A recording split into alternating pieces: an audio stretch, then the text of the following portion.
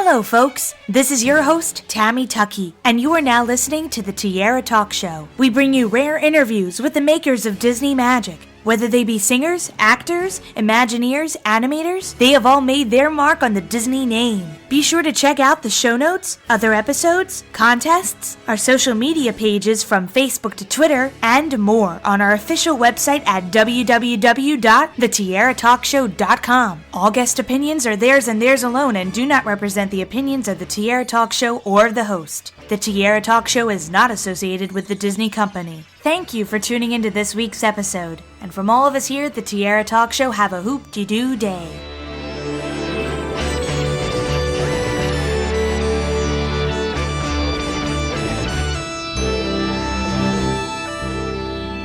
I'm excited to welcome this week's Tiara Talk Show guest, Sally Stevens, to the show. Welcome, Sally. Thank you. It's happy to be here. One of the things I love highlighting on our particular show is the music of the Disney theme parks, and you played a major part in that. But before we get into that particularly, because you are a singer, initially you went from UCLA to working for the Danny Kaye variety show, for the Carol Burnett show, and also, background vocals for The Sound of Music. So, you really dived in there right away, and you made such an impact. So what was that experience like, kind of just really testing the waters of just singing initially and then being thrust upon all these amazing shows and films? Well, my goodness, you've really done your research, haven't you? It was lovely, Tammy. The music business was very, very different in those days. But I was going to UCLA when I got started in the music business, and I had a chance to audition and go on the road with Ray Conniff, and that went so well, and I felt like I got so much good experience about music in the business rather than music in the academic world. That I decided to go on the long tour that came up with him in the fall of that year. So that's kind of when I left in my senior year at UCLA and got into the business. And I ended up doing some work in Las Vegas, some production work and stuff. But The Sound of Music was one of the first films that I worked on. Well, actually, the very first film I worked on was How the West Was Won, and that was in 1961, I think. And then the Danny Kaye show, I think, was on the air in 63, 64, 65 maybe, 64 and 63 mostly. And that was a wonderful experience because you not only got to work with Danny, who was a legend already by that time, but I got to know better the community of singers in L.A., and it's very much a community. And, we don't have agents, generally speaking, the session singers, so you work for an arranger or a contractor, or you stand next to somebody who enjoys singing with you, and they might recommend you for the next job, and it kind of grows in that way.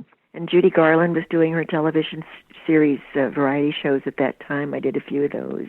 Getting a chance to work with all these artists, but never, I guess, one of those things about being a background vocalist is that not always are you recognized for your work. And I'm so glad that you have your own website too, which I will put in the show notes for our listeners to go to, because you have music clips there that I can listen to. So it's really nice to actually hear some of these, because when I was researching, I just thought, holy cow, Sally has done a lot, and we haven't even scratched the surface yet. It's very sweet of you, and it's very true that I and many people like me have had long careers, but invisible for the most part, at least in terms of the public and what the public knows about what we do. My ex-husband passed away about a year ago, this last February, but he was, when we were married, he was, or I guess before we got married even, he was the director of music for the Disney theme parks. And he did all the opening music, not so much the permanent ride stuff, but the festivities, the live music and the parades for the opening of Epcot. So we were there for the opening of the theme park, and it was very fun, very exciting to be there. Your main part in Epcot, especially with Spaceship Earth, is that you got to sing the lead song, Tomorrow's Child. So you said you got to be there for the opening day. Did they have the song presented in the parks that day that you could hear it yourself, or was it a couple days later or a couple months later? I think that was a little bit later, as I recall. But that was the music for that was all recorded here in Los Angeles, and I remember the first time I really heard it all in completion with the kids' voices and everything was when I went on the ride. In those days, at least, it may be slightly different now because I think a lot of the solo singers are not necessarily readers, but in those days we definitely had to be. And I don't think I saw that music ahead of time till I got to the session. We didn't do it all at the same time. I would have done the lead vocal, and I think the kids were at it afterwards. I hadn't really thought about the evolution of those theme parks, and I know that things change, and the focus of the world changes, so they have to change their activities, and they get new sponsors and new takes on life and the world, but I haven't been back there since since probably, I would think in the 85 maybe would have been the last time I'd been to the theme parks. Wow. So I know there are just tons and tons of changes. I probably would recognize the place. Yeah, and I do miss hearing it in the parks. I do wish they had it back, but you never know. That would be great for them to have it back at some point. And also on top of Tomorrow's Child, which was released around 82, you got to work on Dick Tracy, Who Framed Roger Rabbit, and this is all around the same time. So working on those two huge projects, can you talk a little bit about that? I would love to, particularly, Dick Tracy, the vocal contractor on that project was a dear lady named Jackie Ward, and so she worked more closely with the composer and the, preparation for that. But on Who Framed Roger Rabbit, that was the first film that I got to work with Alan Silvestri on, and Alan has remained one of the absolute most favorite person in the business for me. He's a wonderful composer and a darling guy, just a sweet, wonderful person that's fun to work with, and his music has been outstanding all these years. And he also scored Forrest Gump, and at that time that was one of the earliest projects I think that Alan did. He also did Back to the Future, probably I think before Roger Rabbit. I'm not sure. I didn't work on that. I started working on film score singing, as I mentioned, in 1961, and to have been a part of Sound of Music and some of those wonderful, iconic projects has been quite a blessing. But I didn't really start contracting till about the early 80s. And once you start to contract in the business here in town, it gives you an added depth of attachment to the project. You get to consult with the composer. The first film I did with John Williams, for instance, was a film called Amistad for Spielberg. And it was a very emotional film. It was a painful subject. I think that may be why the film wasn't bigger than it was. But I was recommended for that film because I had worked on another wonderful film called The Power of One with Hans Zimmer, which had a lot of authentic African music in it. And Amistad was about the slave ship that came across and then went through a trial, and they were able to go back to their country. But in that project, for instance, John was looking for a particular quality in a solo voice that was going to do a couple of very emotional cues. And I met with him in his office on the lot, and we looked at those scenes on the old-fashioned moviola thing, that you probably have never seen or imagined, but they don't use those anymore. So I got to see the scene that he was trying to cast the voice for.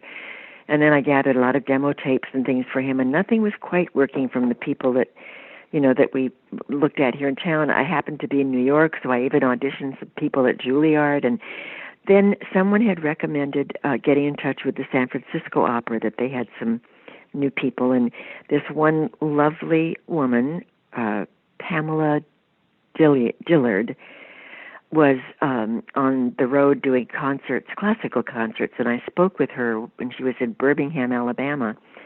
And just talking to her on the phone, I just knew this was the right person, and John loved her she sent an audition tape, and he loved her voice. And she does these two very emotional cues in the film.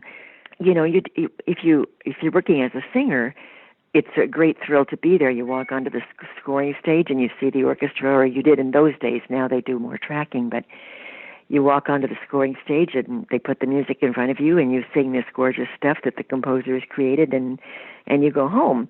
And it's just not quite as deep an attachment as when you get to be a part of the discussion ahead of time and figure out what the composer is really looking for and help him find it. With these newer films, you know, John Carter, Finding Dory, and Rogue One that you've worked on, is there anyone in particular that you've been hearing a lot more about lately? Have people been complimenting on Rogue One a little bit more than Finding Dory, or vice versa? That's the Michael Cicchino score, the Rogue One? Yes, I think so, yes. Yes. And I've only contracted one score for Michael. It was quite a while back, but Bobby Page does his work, and I did sing on that. It was a big choir and lovely to be a part of. I haven't seen the film yet. There was a screening of it that the choir was invited to, which was so sweet of Michael and the studio, but I was out of town at the time. Finding Dory was for Tom Newman, and that's always, I've done several things with him, and I love his work. This was a small group of singers, and we had to create a very big choral sound, but he wanted the sort of the sound of individual voices. He wanted a little character-y.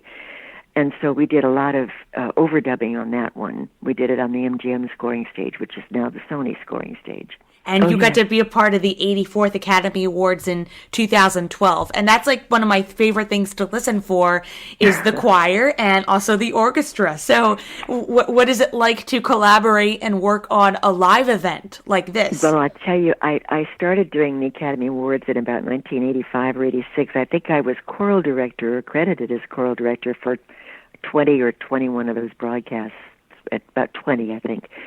And occasionally we've pre-recorded material. That's happened more in the last few years. But for a long time, when Bill Conti was the musical director for the show, he had the choir in the pit with the orchestra most of the time, or on the premises during the show. And he always wrote little lead-ins and lead-outs so that we would have a piece of music in front of us on the stand that had 5 little musical themes from each of the films that had been nominated, whatever the award was, whether it was director or film or a star. And when the winner was announced, you picked the one cue out of those 5 that were sitting in front of you, and that's the one that the orchestra played and you sang. So I loved that process. They don't do that anymore. I think that was Bill's concept, and it was a fun idea. You know, we haven't even scratched the surface of everything that Sally has done because, you know, there's been James and the Giant Peach, The Little Mermaid, other films, Hook. I want to encourage our listeners to go to Sally's website so you can look up more information about Sally, other projects that she has worked on. And before we end, I have 3 Disney-themed questions I ask each guest. I call them the Fab 3. So we'll start with the Donald one, which is, as a child, what Disney film was one of your favorites to see in the movie theater? Oh, gosh. You know, I think Bambi, but it broke my heart. And our goofy question, what Disney character do you think would be your best friend if you met them in person? Maybe The Little Mermaid, and she would give me swimming lessons. And finally, our Mickey question. If I asked you to name any Disney song at this very moment, what immediately comes to mind? Oh, my gosh. When You Wish Upon a Star, maybe? Could you sing a little bit for us? When you wish upon a star, makes no difference who you are. Anything your heart desires will come to you.